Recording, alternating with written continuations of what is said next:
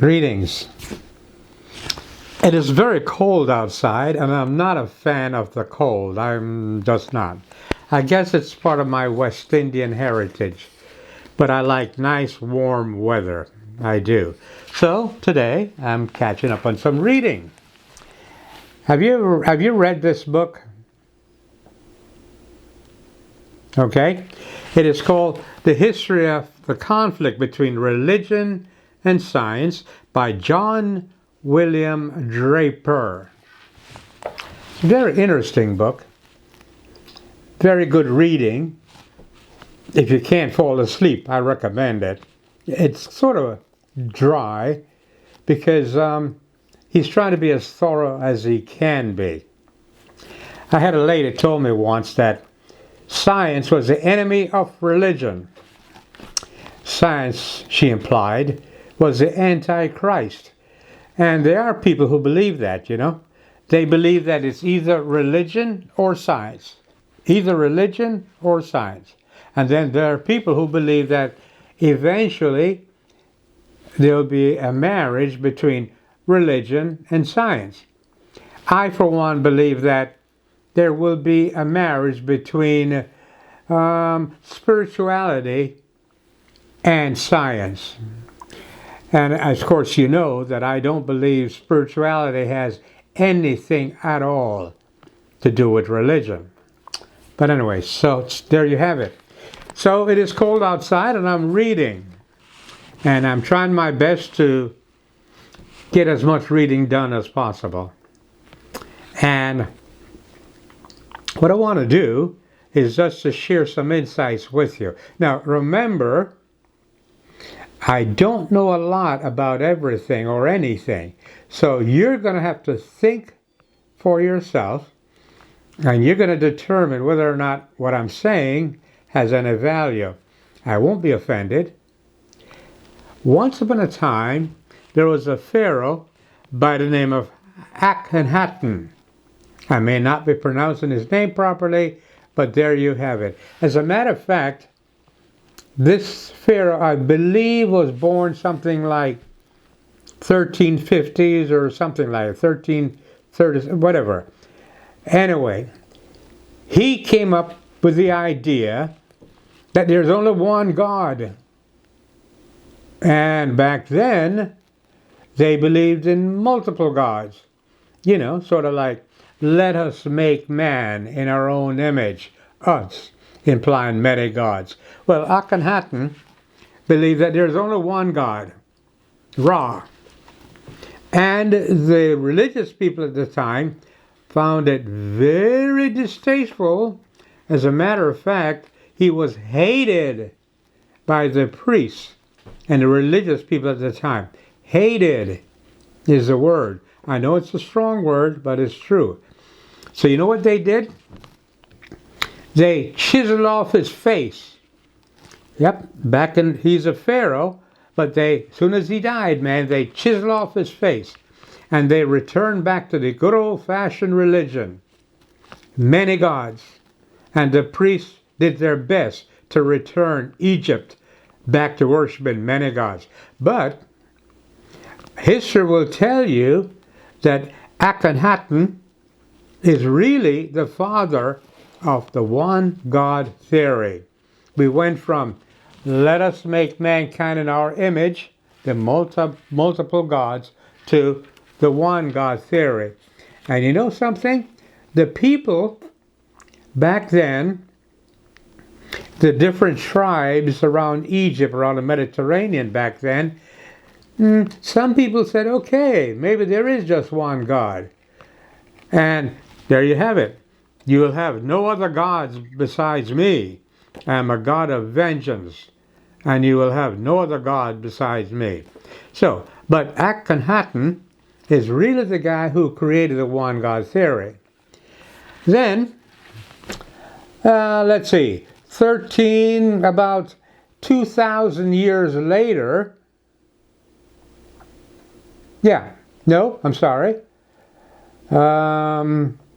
so sometime after Akhenaten, you had a guy by the name of Socrates.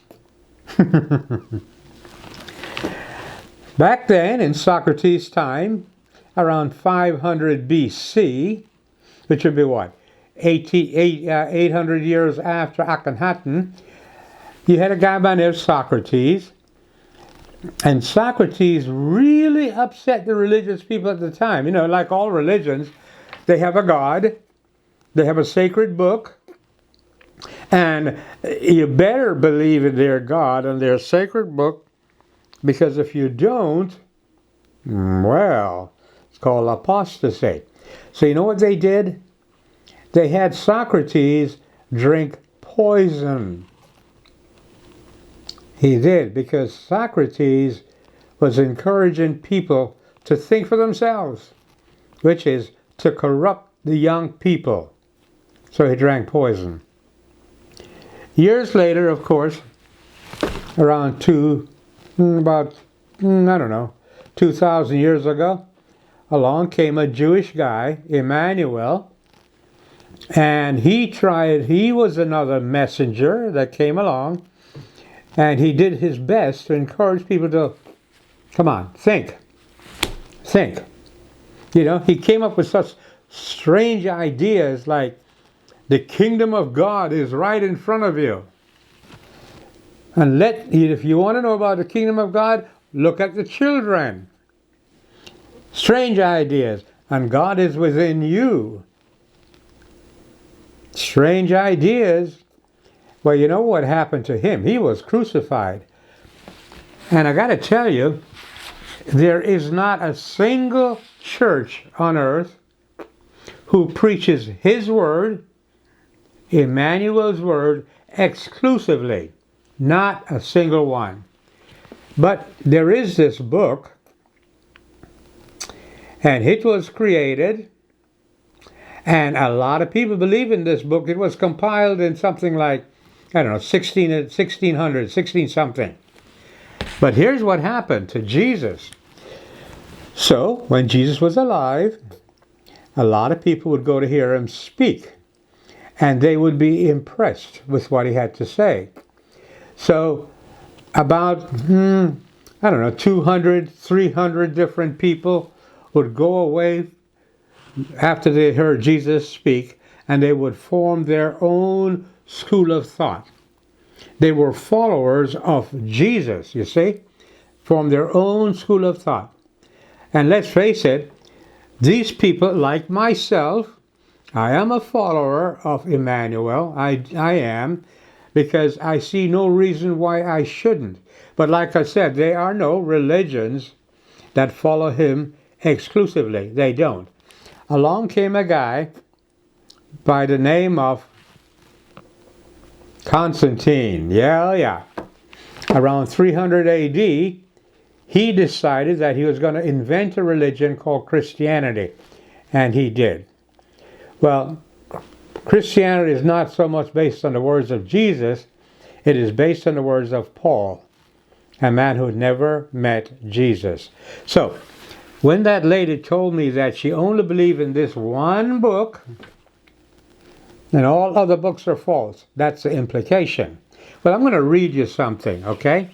And this is not from the book that she believes in, but it is nonetheless from a book. And this is what it says. It is imperative, It is imperative that you look to your inner teacher, to your own heart, for guidance and help in discerning what to do and how to grow spiritually. That's right. It is in this book. Through step-by-step mind control techniques, people can even be made to believe that they will die if they leave, or a nuclear war will start if they are disloyal to the guru and leave the cult.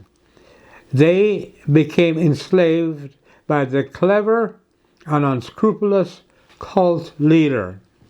Do you understand what I just said? I think I mumbled through that one. Let me read it again.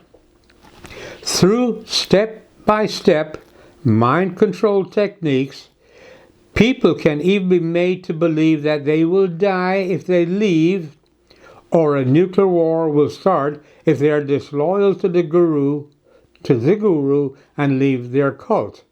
They become enslaved by the clever and unscrupulous cult leader. Boy, oh boy, oh boy. And then there is this. The true seeker of spirituality is a noble artist of precious spirit, kind character, and is full of love, knowledge, and wisdom. He is high-minded and is receptive to truth, beauty, balance, and spiritual progress. His perspective is vast. His life is orderly, and his mind is clear and generous. Wow. Wow. One guy by the name of Randolph Winters, he said, "This is a must read." Well, anyway, here's the thing. I am not against books.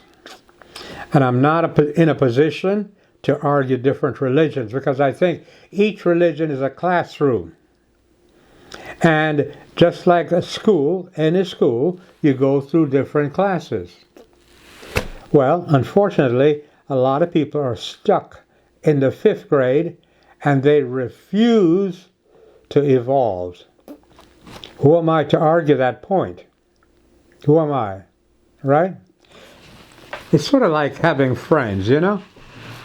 I believe anyway. So you have this friend, and this friend is really loyal to you. And because the friend is loyal to you, this friend does not want to hurt your feelings. This friend does not want to take, you dress a little shabby. You have bad breath. Oh yeah. Did you know that you're not very, you're not much of a conformist, are you? So they don't want to tell you these things at all. So they walk around an eggshell and they drop hints, trying to be nice to you because they don't want to hurt your feelings. Well, it's the same thing with religion. Each religion is courteous to the next religion or another religion so long as they believe in the same God, right? In the same cult, in other words, in the same religion, the same God, in the same book. It's sort of like the two churches on Northampton Boulevard. There's a black church and there's the white church. Same God, same religion. Sort of like the Middle East war, The 3 religions are at it. 2 very active religions are at it. And the 3rd Abrahamic religion is spending money, lots of it, to support the war. Interesting, isn't it? As for me and Microdacism, I can only tell you this, and you don't have to listen at all. I suggest strongly that you think for yourself. Believe in yourself. Acquire knowledge. Trust in your experiences as lessons to be learned. And follow your intuition. Oh yeah. And finally, glean the wisdom of those who have gone ahead of you and those who are right in front of your face. Do you know what the best church is? Nature. Nature is the best church, period. You know what's also very good?